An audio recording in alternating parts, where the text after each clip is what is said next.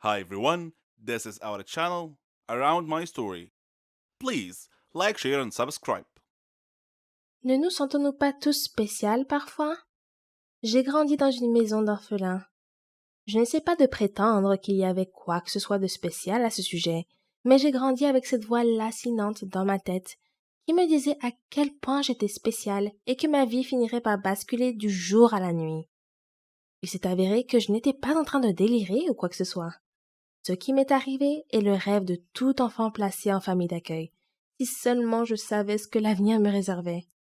Ma mère, mon père et ma sœur jumelle se sont suicidés en 1992. J'ai été sauvée par ma famille élargie pour être abandonnée plus tard. J'ai été reniée non pas parce que deux des familles les plus riches de la ville ne pouvaient pas m'élever, mais parce que j'étais une malédiction pour leur réputation. Mon père et ma mère n'étaient pas mariés, et cela leur a apporté tant de honte qu'ils se sont suicidés. Quelques mois plus tard, un beau jour, je me suis réveillée dans un foyer pour enfants. Je suis maintenant orpheline. Je n'ai absolument aucun souvenir de mes parents, ni même de ma sœur jumelle. Mais je me souviens très bien de ma famille éloignée. Ils m'ont abandonnée quand j'avais 6 ans. Mon oncle est un homme d'affaires extrêmement riche. Il n'a jamais été vraiment méchant avec moi. En fait, il m'a placée dans ce qu'on peut appeler une maison de luxe. Bien qu'il ait promis de me rendre visite tous les week-ends, il ne l'a jamais fait. J'étais placée dans une chambre de taille moyenne avec 4 autres filles. Rosaline, Claire, Bella et moi, Rachel. Elles étaient toutes habillées de chemises de nuit propres, mais elles étaient toutes de la même couleur, vert pâle. Madame Milton, notre tutrice, m'a donné une robe similaire enfilée. J'avais l'impression d'être admise dans l'armée des enfants. Nos cheveux étaient toujours attachés en un chignon serré. Nous nous ressemblions toutes. Madame Milton n'était pas la personne la plus gentille que l'on puisse rencontrer, mais elle n'était pas méchante non plus. La maison était divisée en 2 sections, une pour les garçons et une pour les filles. Le seul moment où nous rencontrions les garçons était dans le bâtiment extérieur, qui était une sorte d'école. Nous suivions quelques cours chaque jour, et pour être honnête, nous avions de bons professeurs. Je m'assieds toujours à côté d'un garçon qui s'appelait Nate. Je le trouvais super intelligent, et il m'aidait toujours à faire mes devoirs de maths, car les chiffres n'ont jamais vraiment été mon domaine de prédilection. Nous avons fini par devenir de bons amis. Chaque fois que je retournais dans la chambre, toutes les filles étaient trop occupées avec leurs jouets. Et elles étaient toutes déjà de bonnes amies. J'avais l'impression d'être une étrangère. Cependant, quelques mois plus tard, je suis devenue l'alpha du groupe. Ne vous méprenez pas, ce n'est pas une histoire à la Oliver Twist. On se faisait tout le temps des farces. Et on riait bien. Je veux dire, qu'être dans une famille d'accueil n'est pas exactement des vacances, alors nous tirions le meilleur parti d'une mauvaise situation. Quand les filles s'endormaient le soir, je faisais semblant de dormir jusqu'à ce que Madame Milton se soit endormie elle aussi. Ensuite, je regardais par la minuscule fenêtre et je commençais à compter les étoiles une par une. J'en ai nommé une après mon père, une après ma mère, une après ma sœur et enfin une après Nate. Je restais debout toute la nuit, rêvant jusqu'à ce que je m'endorme. Madame Milton nous réveillait vers 6 heures du matin pour prendre le petit déjeuner et aller en classe. Cela a duré comme ça pendant des années et des années. Les jours se ressemblaient tous, sauf le week-end, qui n'était pas vraiment un week-end. Cela signifiait seulement que nous avions le droit de manger du dessert. J'ai toujours été une petite fille extrêmement curieuse.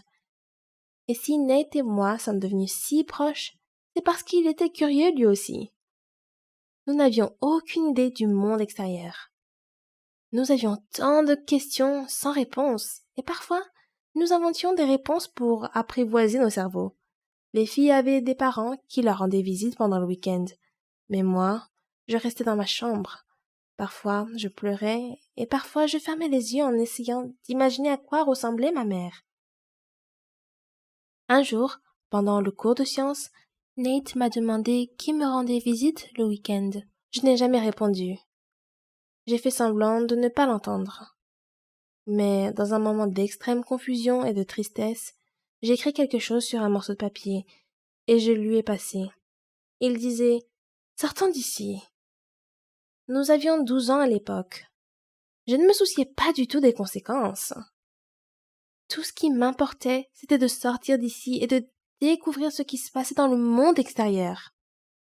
Je voulais retourner chez mon oncle, même s'il ne voulait pas de moi. Nate a regardé le papier, l'a plié en deux, l'a avalé, et il m'a fait signe de tête. Je n'étais pas sûre de ce qu'il voulait dire par ce signe de tête, jusqu'à ce que, à minuit, alors que je regardais les étoiles avec lesquelles je me suis liée d'amitié depuis des années, j'entendisse le glissement d'un papier sous la porte. Je me suis levée rapidement et le papier disait « Retrouve-moi à l'école dans 5 minutes ». J'ouvris lentement la porte et descendis en courant. Nate et moi sommes restés là, maladroits, ne sachant pas quoi faire. Nous avons commencé à discuter d'un plan de fugue. Mais sérieusement, que pouvaient faire 2 enfants pour s'échapper d'un énorme bâtiment entièrement gardé? Nous étions plus intelligents que vous ne le pensez. La semaine suivante, nous avons étudié tous les déplacements dans le bâtiment. Quand les gardes de sécurité changeaient d'équipe, quel professeur quittait la classe plus tôt. Nous avons même mémorisé les heures auxquelles Madame Milton devait aller aux toilettes. Nous avions un plan solide. À la fin de la semaine, le vendredi, nous avions cours d'histoire et le professeur partait toujours quelques minutes plus tôt. Au même moment, les agents de sécurité changeaient de poste et Madame Milton mettait 3 à 4 minutes pour descendre et nous raccompagner à nos chambres. C'était le moment. C'était le moment que j'attendais depuis le début. Nous avons passé le dos du garde et nous avons couru et couru comme si c'était la dernière fois. Après quelques pâtés de maison, nous étions à bout de souffle. Nous étions 2 enfants habillés exactement de la même façon, sans argent et sans endroit où aller. Mais nous ne pouvions pas nous arrêter, pas après avoir finalement réussi. Nous avons continué à marcher et à marcher jusqu'à ce qu'il fasse nuit. J'ai regardé le ciel et je n'en croyais pas mes yeux.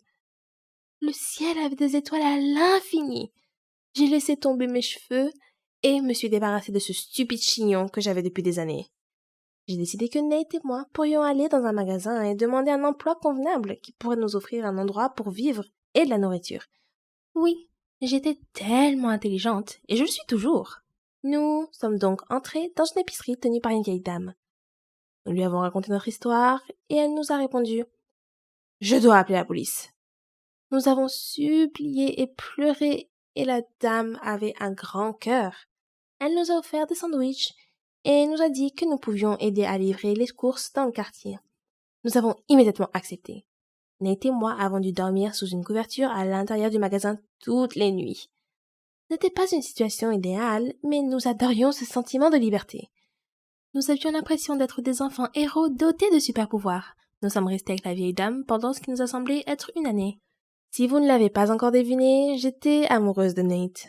J'avais planifié notre mariage dans ma tête.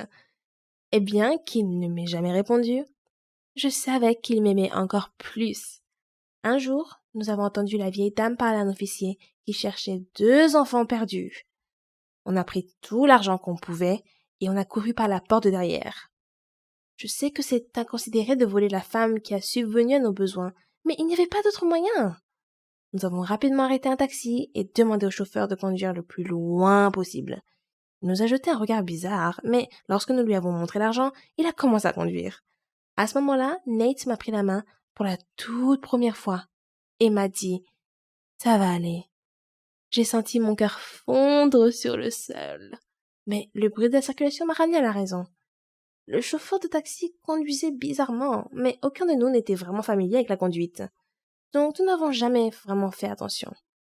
J'ai regardé Nate et j'ai dit « Nous devons trouver mon oncle. Il est riche, il peut nous aider. Tu peux te cacher dans ma chambre ou il peut même nous adopter. Je ne sais pas. » Ma voix était tremblante. Nate a répondu « Hé, calme-toi. Je te promets que tout va bien se passer.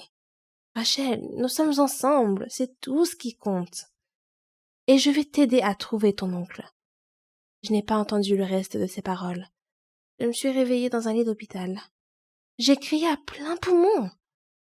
Une infirmière est entrée et j'ai demandé « Qui êtes-vous? Pourquoi suis-je ici? Je dois partir tout de suite. Où est Nate ?» L'infirmière m'a donné un comprimé et de l'eau. Elle m'a dit « Calmez-vous.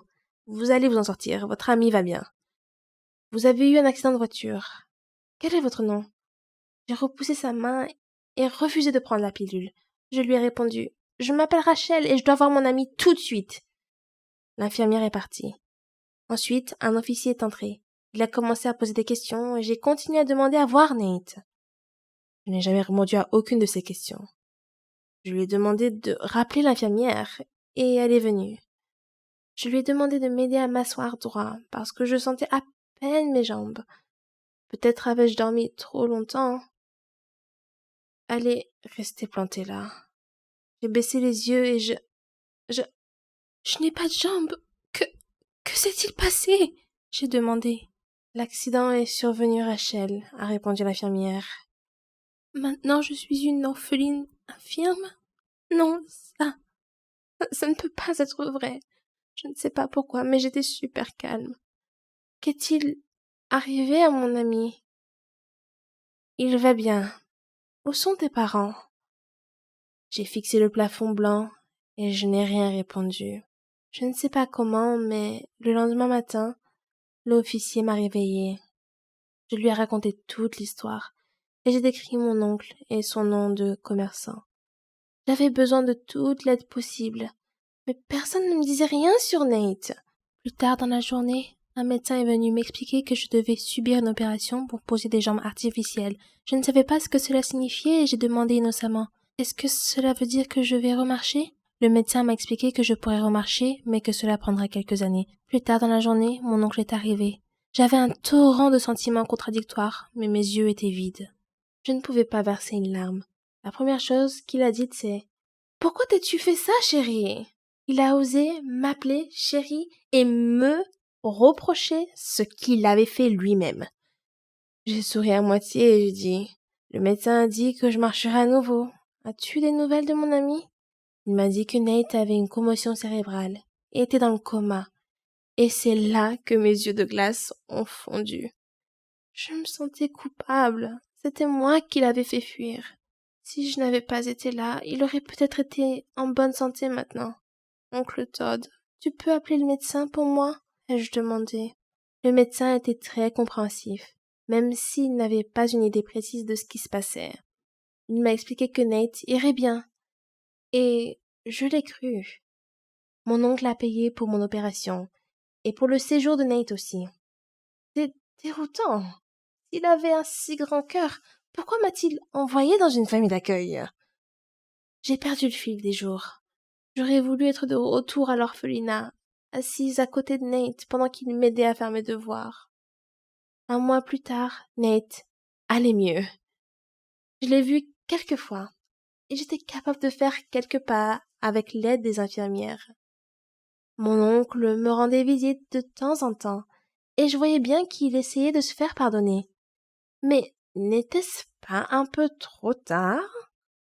6 mois plus tard, nous avons tous deux été renvoyés à l'orphelinat avec des rapports indiquant que Nate risquait une attaque cérébrale et que je ne pouvais pas marcher ou rester debout trop longtemps.